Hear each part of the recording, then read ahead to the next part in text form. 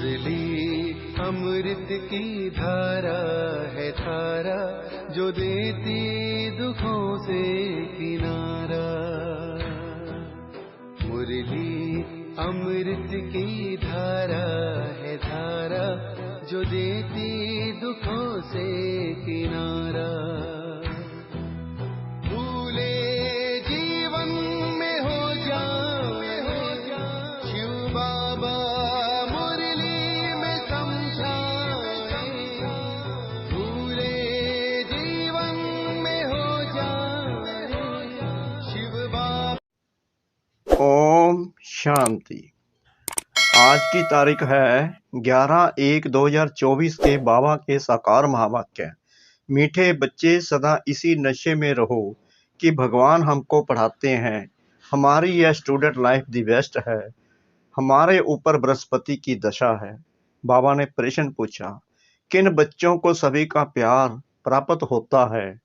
बाबा ने उत्तर दिया, जो बहुतों के कल्याण के निमित्त बनते हैं। जिनका कल्याण हुआ वह कहेंगे तुम तो हमारी माता हो। तो अपने आप को देखो, हम कितनों का कल्याण करते हैं। बाप का मैसेज कितनी आत्माओं को देते हैं। बाप भी पैगंबर है। तुम बच्चों को भी बाप का पैगाम देना है। सबको बोलो, दो बाप है। बेहद के बाप और बरसे को याद करो। गीत, तू प्यार का सागर है। तू प्यार का सागर है, तू प्यार का सागर है। तेरी एक बूंद के प्यासे हम। ओम शांति। रूहानी बाप बैठ रूहानी बच्चों को रोज रोज समझाते हैं कि बच्चे आत्म अभिमानी होकर बैठो, अपने को आत्मा समझकर बैठो। बाबा रोज यही पाठ पढ़ाते हैं। ऐसे नहीं बुद्धि बाहर में भटकती रहे। एक बाप को ही याद करना है। वही ज्ञान का सागर है, प्रेम का सागर है। कहते हैं एक ज्ञान की बूंद भी बस है।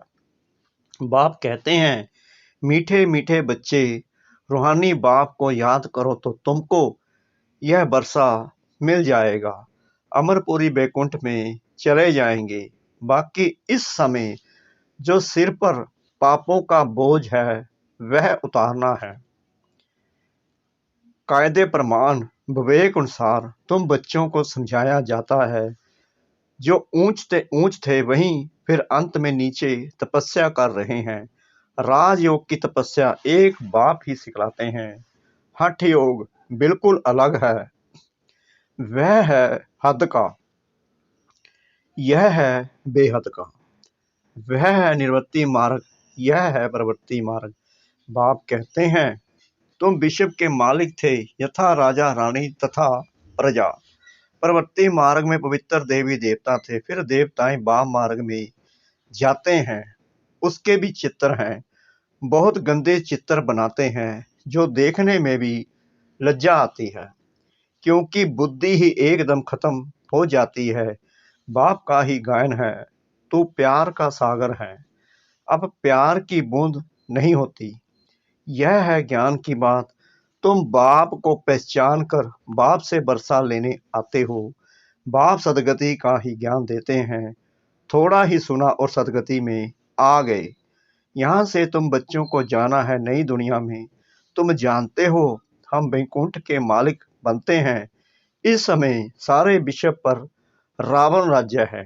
बाप आया है विश्व का राज्य देने। तुम सब विश्व के मालिक थे। अब तक चित्तर खड़े हैं, बाकी लाखों वर्ष की कोई बात नहीं। यह रोंग है। बाप को ही सदैव राइटियस कहा जाता है। बाप द्वारा सारी विश्व राइटियस बन जाती है। अभी है अनराइटियस। अभी तुम बच्चे बाप से बरसा ले रहे हो, परंतु यह भी ड्रामा में नूंद है। जो ज्ञान सुनते सुनते आश्चर्यवत सुनंती कथंती भगंती हो जाते हैं। अहो मम माया, तुम कितनी जबरदस्त हो जो बाप से बेमुख करा देती हो। क्यों नहीं जबरदस्त होगी? आधा कल्प उनका राज्य चलता है।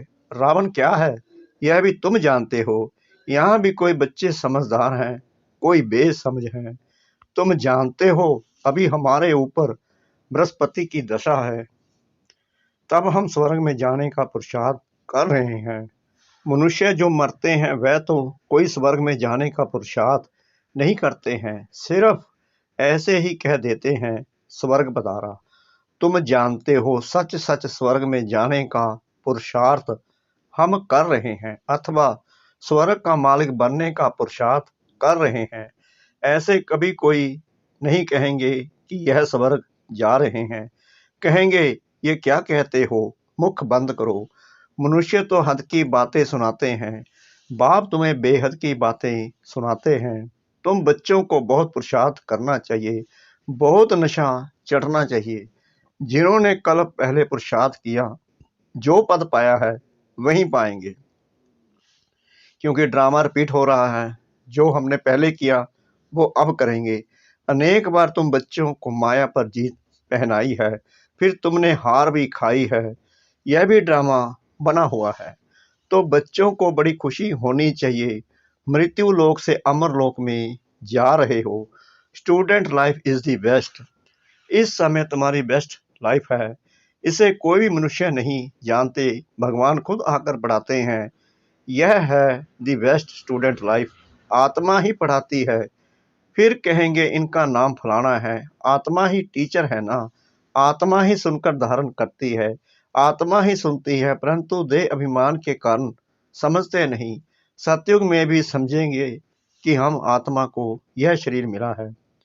अब वृद्धावस्था हुई है, झट साक्षात्कार होगा। अभी हम यह पुराना चोला छोड़ नया लेते हैं। भमरी का मिसाल भी अभी का है। अब तुम जानते हो हम ब्राह्मणिया हैं। ड्रामा प्लान अनुसार जो भी तुम्हारे पास आते हैं उन पर भूभू करते हो, फिर उनमें भी कोई कच्चे कोई सड़ जाते हैं। सन्यासी लोग तो यह मिसाल दे न सके, वो थोड़ी आप समान बनाएंगे। तुम्हारे पास तो एम ऑब्जेक्ट है। यह सत्यनारायण की कथा, अमर कथा, यह सब तुम्हारी है। एक ही बाप सत्य सुनाते हैं, बाकी सब है झूठ। वहां सत्यनारायण की कथा सुनाकर प्रसाद खिलाते रहते हैं। कहाँ वह हद की बातें, कहाँ यह बेहद की बातें। तुमको बाप डायरेक्शन देते हैं, तुम नोट करते हो। बाकी किताब शास्त्र आदि तो सब खत्म हो जाएंगे, पुरानी कोई भी चीज नहीं रहेगी। मनुष्य समझते हैं कलयुग में अर्जुन 40,000 वर्ष पड़े हैं, इसलिए बड़े बड़े मकान आदि बनाते रहते हैं, खर्चा करते रहते हैं। क्या समुंदर छोड़ेगा, एक ही लहर से हप कर लेगा। ना ये बम्बे थी ना रहेगी। अभी 100 वर्ष के अंदर ये सब क्या क्या निकला है। आगे 22 राय भी 4 घोड़े की गाड़ी में आते थे, अब थोड़े समय में क्या क्या हो गया है। स्वर्ग तो बहुत छोटा है, नदी के किनारे पर तुम्हारे महल होंगे। अभी तुम बच्चों पर बृहस्पति की दशा है, बच्चों को खुशी होनी चाहिए। हम इतने साहूकार बनते हैं, कोई देवाला मारते हैं तो राहु की दशा कहा जाता है। तुम अपनी दशा पर हर्षित रहो। भगवान बाप हमको पढ़ाते हैं, हमें तो अंदर खुशी होनी चाहिए कि हमें खुद परमपिता परमात्मा शिव पढ़ा रहे हैं। भगवान किसको पढ़ाते हैं क्या? तुम बच्चे जानते हो हमारी यह स्टूडेंट लाइफ दी बेस्ट है। हम नर से नारायण बिशप के मालिक बनते हैं। यहाँ हम रावण राज्य में आकर फंसे हैं, फिर जाते हैं सुखधाम में। तुम संगम युगी ब्राह्मण हो, ब्रह्मा द्वारा स्थापना होती है। एक थोड़ी होगा, बहुत होंगे ना। तुम खुदाई खिदमतगार बनते हो। खुदा जो खिदमत करते हैं स्वर्ग स्थापन करने की, उसमें तुम मदद करते हो। जो जास्ती मदद करेंगे वह ऊंच पद पाएंगे। कोई भूख नहीं मर सकते। ये तो बाबा ने क्लियर करा है कि विनाश के समय भी तुम भूखे नहीं मरेंगे। कोई आफतें भी आती हैं तब भी तुम्हें दाल रोटी तो अवश्य मिलेगी। यहाँ फकीर लोगों के पास भी जांच करते हैं तो हजारों रुपए निकल आते हैं, भूख कोई मर ना सके। यहाँ भी तुम बाप के बने हो, भले बाप गरीब होते हैं, परंतु बच्चों को जब तक खाना ना मिले तो खुद नहीं खाते, क्योंकि बच्चे वारिस हैं, उन पर लब रहता है। वहां तो गरीब की बात नहीं, अत्था अनाज रहता है, बेहद की साहूकारी रहती है, वहां की पहरवाइश देखो कितनी सुंदर है। तब बाबा कहते हैं, जब फुर्सत मिले तो लक्ष्मी नारायण के चित्र के सामने जाकर बैठो, रात को भी बैठ सकते हो, इन लक्ष्मी नारायण को देखते देखते सो जाओ। ओह बाबा, हमें ऐसा बनाते हैं, तुम ऐसा अभ्यास करके देखो कितना मजा आता है। फिर सुबह को उठकर अनुभव सुनाओ। लक्ष्मी नारायण का चित्र और सीढ़ी का चित्र सबके पास होना चाहिए। स्टूडेंट जानते हैं हमको कौन पढ़ाते हैं, उनका चित्र भी है। सारा मदार है पढ़ाई के ऊपर, यानी कि बाप की श्रीमत पर। स्वर्ग का मालिक तो बनेंगे, बाकी पद का मदार है पढ़ाई पर। बाबा कहते हैं, ये प्रसाद करो, मैं आत्मा हूँ, शरीर नहीं। मैं बाबा से बरसा लेता हूँ, कोई भी तकलीफ नहीं। माताओं के लिए तो बहुत सहज है, पुरुष लोग तो धंधे पर चले जाते हैं। इस एम ऑब्जेक्ट के चित्र पर तुम बहुत सर्विस कर सकते हो। बहुतों का कल्याण करेंगे तो तुमको बहुत प्यार करेंगे, कहेंगे तुम तो हमारी माता हो। जगत के कल्याण के लिए तुम माताएं निमित्त हो। अपने को देखना है, हमने कितनों का कल्याण किया है, कितनों को बाप का पैगाम दिया है। बाप भी पैगंबर है और कोई को भी पैगंबर नहीं कहेंगे। तुमको बाप मैसेज देते हैं जो तुम सबको सुनाओ। बेहद के बाप और बरसे को याद करो, 84 के चक्कर को भी याद करो। तुम पैगंबर बाप के बच्चे, पैगाम देने वाले हो। सबको बोलो, दो बाप हैं। बेहद के बाप ने सुख और शांति का बरसा दिया है। हम सुख धाम में थे तो बाकी सब शांति धाम में थे, फिर जीवन मुक्ति में आते हैं। अब हमको वापस जाना है, फिर वहां हम ही विश्व के मालिक होंगे। एक गीत भी है, बाबा तुमसे हमको सारे विश्व की बादशाही मिलती है। सारा धरती समुद्र आकाश हमारे हाथ में होगा। इस समय हम बाप से बेहद का बरसा ले रहे हैं। तुम हो गुप्त वॉरियर्स, शिव शक्ति सेना। यह है ज्ञान कटारी, ज्ञानवान। उन्होंने देवियों को स्थूल हथियार दे दिए हैं। भक्ति मार्ग में कितने मंदिर बनाए हैं, कितने चित्र आदि हैं। तब बाप कहते हैं, भक्ति मार्ग में तुमने सब पैसे आदि खत्म कर दिए हैं, अब यह सब खत्म होने वाले हैं, डूब जाएंगे। तुमको साक्षात्कार भी कराया था कि वहां कैसे जाकर खानियों से हीरे जवाहर ले आते हैं, क्योंकि ये सब दब जाते हैं। बड़े बड़े राजाओं के पास तय खाने यानी कि अंडरग्राउंड होते हैं, वह सब दब जाएंगे। फिर तुम्हारे कारीगर लोग जाकर ले आएंगे, नहीं तो इतना सोना आदि कहाँ से आएगा। स्वर्ग के सीन अजमेर में देखते हैं ना, बाबा ने कहा था म्यूजियम भी ऐसा ही बनाओ, स्वर्ग का फर्स्ट क्लास मॉडल बनाना चाहिए। तुम बच्चे जानते हो, अभी हम अपनी राजधानी स्थापन कर रहे हैं। आगे कुछ भी नहीं जानते थे, अब जानते जा रहे हैं। ऐसे नहीं, हम हर एक के अंदर को जानते हैं। कोई कोई भिखारी भी आते थे, कहा जाता था क्यों आते हो, तो कहते थे आएंगे तब तो भिखारों से छूटेंगे। मैं बहुत पाप आत्मा हूँ। बाप कहेगा अच्छा कल्याण हो जाए, माया बड़ी दुस्तर है। बाप कहते हैं बच्चे, तुम्हें इन विकारों पर जीत पानी है, तब ही जगह जीत बनेंगे। माया भी कम नहीं है।